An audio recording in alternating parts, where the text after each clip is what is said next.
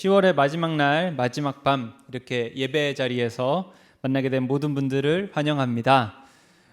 서로 다른 일상을 살아감에도 불구하고 우리가 함께 예배하는 것은 서로 다른 우리를 부르신 동일한 하나님 때문인 줄 믿습니다.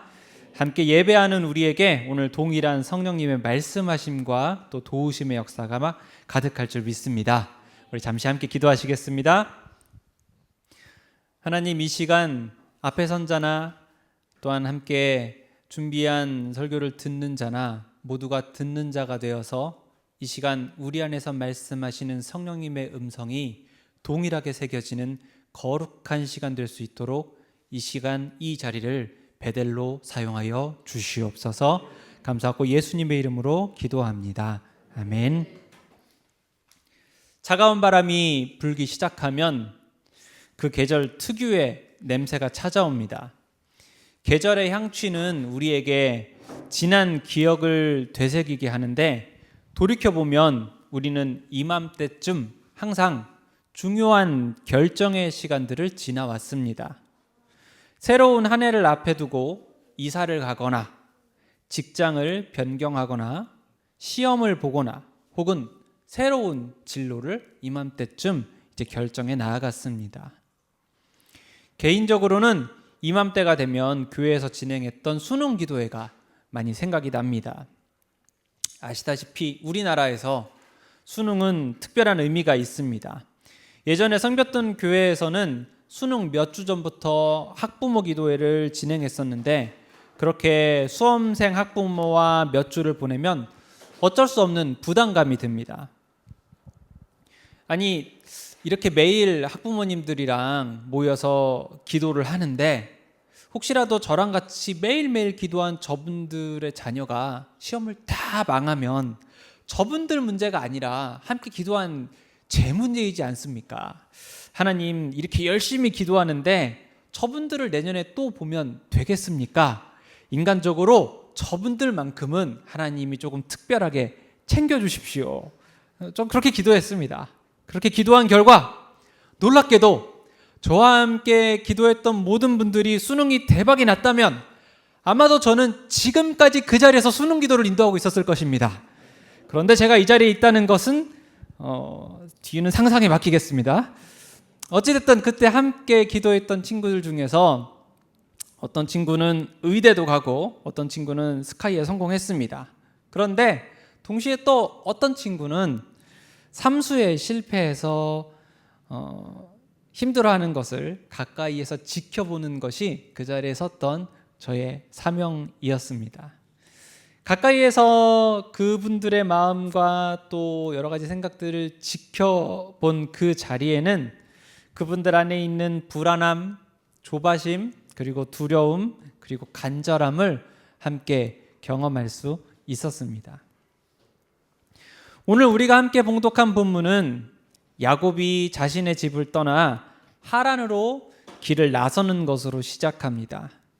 야곱을 보면 수능 기도회 때 함께 기도했던 그분들의 마음이 제일 먼저 제 안에 떠오릅니다.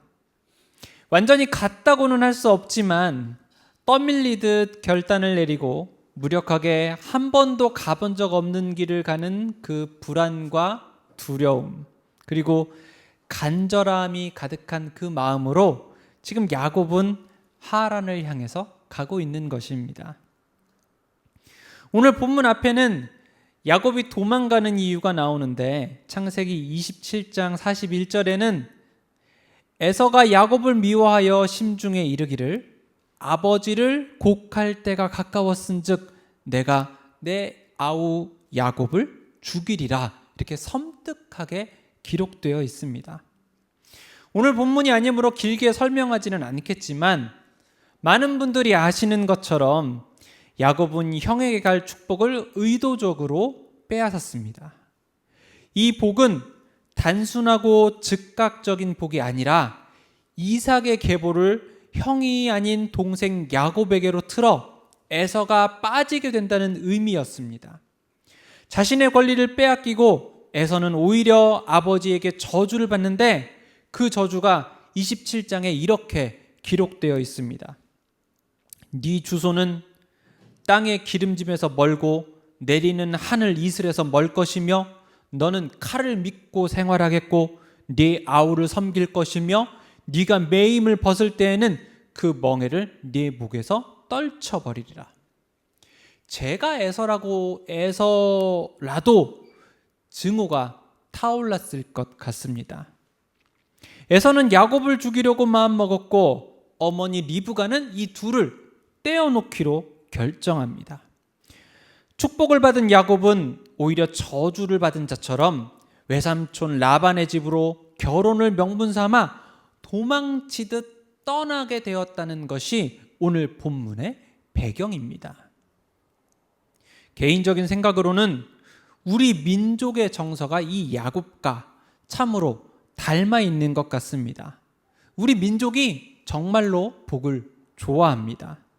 축복을 위해서라면 정성을 아끼지 않습니다. 그리고 오늘 본문에 등장하는 야곱은 하나님께 복을 받은 대표적인 인물로 말 그대로 이스라엘이 된 사람입니다. 야곱이 이삭으로부터 받은 축복을 우리 한번 함께 봉독해 보겠습니다. 창세기 27장 27절 중간 부분부터 29절까지인데요. 가장 대표적인 이 복의 본문이므로 함께 봉독해 보겠습니다. 내 아들의 향취부터요. 시작. 내 아들의 향취는 여호와 못 찾으셨나요? 예, 제가 그럼 봉독해 드릴게요. 창세기 27장 27절 중간부터 한번 들어보십시오. 시작. 내 아들의 향취는 여호와께서 복 주신 밭의 향취로다. 하나님은 하늘의 이슬과 땅의 기름짐이며 풍성한 곡식과 포도주를 네게 주시기를 원하노라. 만민이 너를 섬기고 열국이 네게 굴복하리니 네가 형제들의 주가 되고 네 어머니의 아들들이 네게 굴복하며 너를 저주하는 자는 저주를 받고 너를 축복하는 자는 복을 받기를 원하노라. 아멘. 이것이 바로 이삭이 야곱에게 선포한 축복이었습니다. 여러분 혹시 부모님들은 자녀들이 잠자리에 들 때 이 축복의 문구를 함께 기도해 주셔도 굉장히 어마어마한 축복을 선포하는 것과 같을 것입니다. 가장 대표적인 복의 문구라고 할 수 있습니다. 이 복을 따라서 야곱은 12아들을 낳았고 아들들은 그대로 이스라엘의 12지파가 되었습니다. 이들의 후손들은 지금도 자신들을 야곱의 이름인 이스라엘이라, 야곱의 후손이라 칭하며 이스라엘은 민족과 나라의 이름이요 이들의 정체성이 되었습니다. 말 그대로 하나님은 야곱에게 말씀하신 위대한 복을 이루셨습니다. 그런데 하나님이 야곱을 통해서 이 위대한 복을 이루셨다는 것은 우리 모두가 너무나도 잘 알매도 불구하고 오늘 이 말씀의 현장은 그 복과는 거리가 멀어 보입니다. 축복의 결과 야곱은 도망치고 있으며 그저 오늘 목숨을 부지하여 무사히 집으로 돌아오기만을 바라고 있습니다. 축복을 구했던 자가 축복에서 멀어질 때 느끼는 상실은 더욱 클 수밖에 없었습니다. 외로움과 낙심의 마음으로 가득한 야곱이 할 수 있는 것은 그저 해가 지는 자리에 돌 하나를 베개로 삼아서 자는 것뿐이었습니다. 한 번은 아내가 복권 때문에 하나님께 서운하다는 겁니다. 그래서 제가 물었습니다. 왜 샀는데 떨어졌어? 그랬더니 안 샀답니다. 근데 왜 서운해? 그랬더니 당첨이 안 될 것을 알아서 서운하다는 겁니다. 사지도 않은 복권 때문에 이미 하나님께 서운해하고 있었습니다. 그래서 제가 아니 그러면 하나님은 또 얼마나 서운하겠냐. 일단 사고 그 다음에 서운해해라. 이렇게 아내한테 이야기를 했습니다. 여러분 우리 하나님은 전능하신 하나님이십니다. 믿으십니까? 그런데요, 하나님의 전능하심은 하나님을 진정으로 믿고 따르는 이들한테는 때로 서운함의 이유가 됩니다. 야곱은 축복을 받았지만 야곱의 눈앞에는 돌베개밖에 보이지 않습니다. 돌베개를 보며 야곱은 분명 하나님의 축복을 떠올렸을 것 같습니다. 그리고 말씀은 바로 이 자리에서 야곱에게 일어난 일을 우리에게 소개합니다. 우리가 믿는 하나님은 말씀하시는 하나님이십니다. 하나님은 하나님의 방법으로 말씀하시며 그 말씀은 오늘을 꿰뚫고 나에게 들어옵니다. 하나님은 꿈을 통해서 야곱에게 말씀하셨고 이제 그 말씀이 야곱에게 들리기 시작합니다. 야곱이 꿈에서 본 것은 사닥다리였습니다. 그 사닥다리에서 야곱은 자신이 누운 자리와 하늘이 연결되어 있다는 사실을 확인합니다. 바로 이 자리에서 하나님이 이렇게 말씀하십니다. 13절에서 15절 제가 봉독하겠습니다. 또 본즉 여호와께서 그 위에 서서 이르시되 나는 여호와니 너의 조부 아브라함의 하나님이요 이삭의 하나님이라. 네가 누워있는 땅을 내가 너와 네 자손에게 주리니 네 자손이 땅의 티끌같이 되어 네가 서쪽과 동쪽과 북쪽과 남쪽으로 퍼져 나갈지며 땅의 모든 족속이 너와 네 자손으로 말미암아 복을 받으리라. 내가 너와 함께 있어 네가 어디로 가든지 너를 지키며 너를 이끌어 이 땅으로 돌아오게 할지라. 내가 네게 허락한 것을 다 이루기까지 너를 떠나지 아니하리라 하신지라. 하나님께서 말씀하십니다.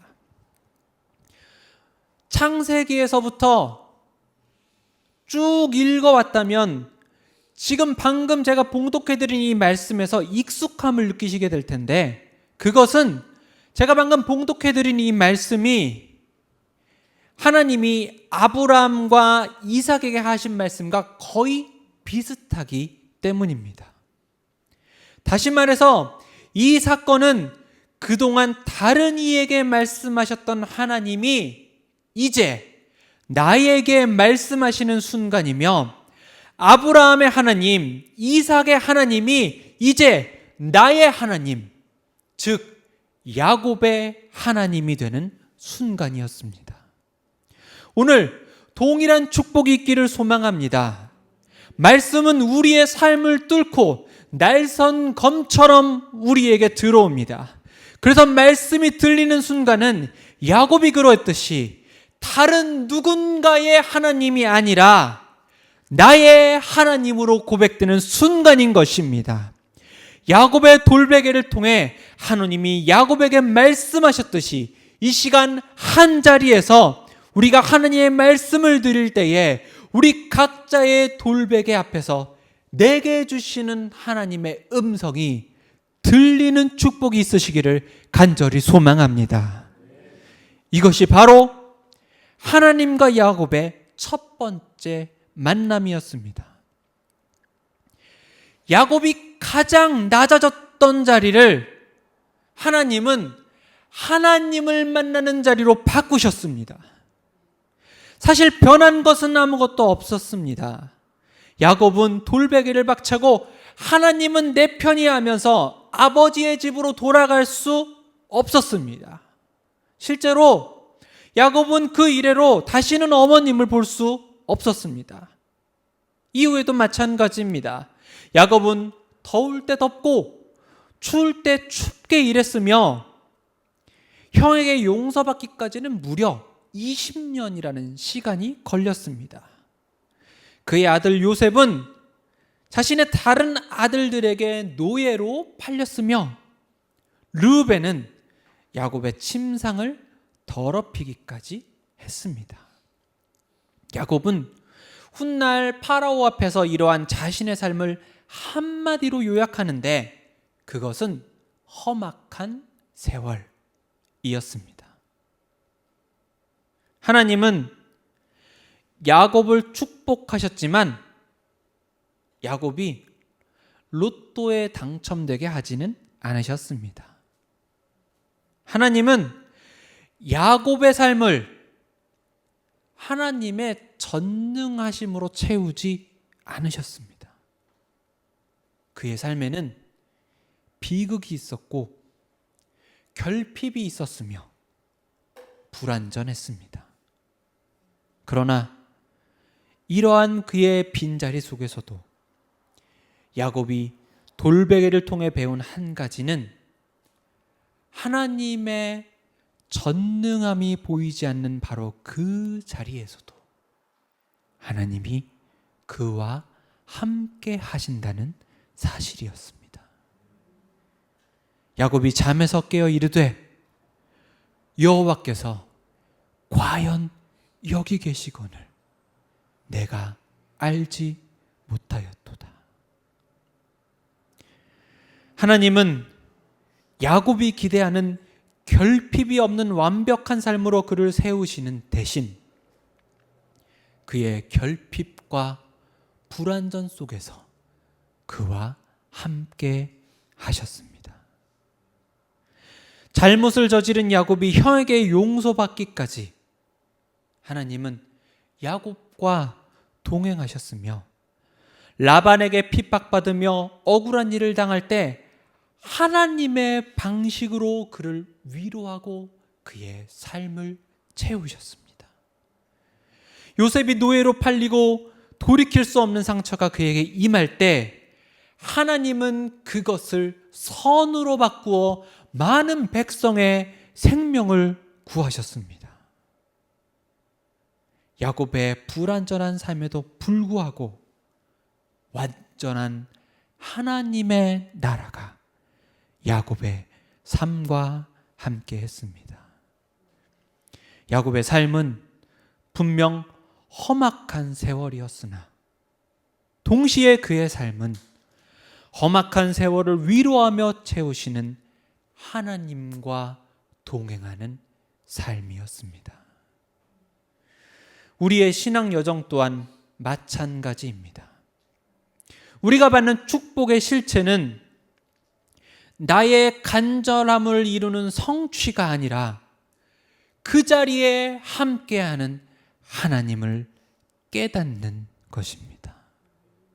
우리는 본능적으로 전능하신 하나님을 내 소원 안에 가두고 그것을 축복이라고 부르려 하나 하나님은 우리의 생각을 거절하시며 우리의 일부가 되시는 대신 하나님의 일부로 우리 전부를 부르십니다. 그렇기에 하나님의 부르심 앞에서 우리의 간절함은 단순히 내 뜻을 이루는 시작점이 아니라 하나님의 동행을 경험하는 여정이요 나를 하나님의 백성이요 나라로 삼으시는 하나님의 놀라운 섭리를 경험하는 현장이 되는 것입니다. 이제 말씀을 마치려 합니다.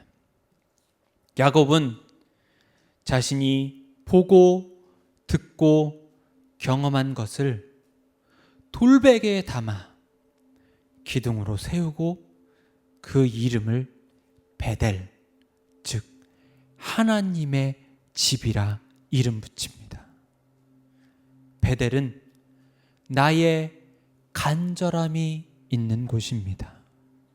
그러나 베델은 간절함 때문에 내가 놓치고 있는 것이 무엇인지를 동시에 발견하는 자리입니다. 내 간절함 뒤에 계시는 그토록 나와 가깝게 계시는 하나님.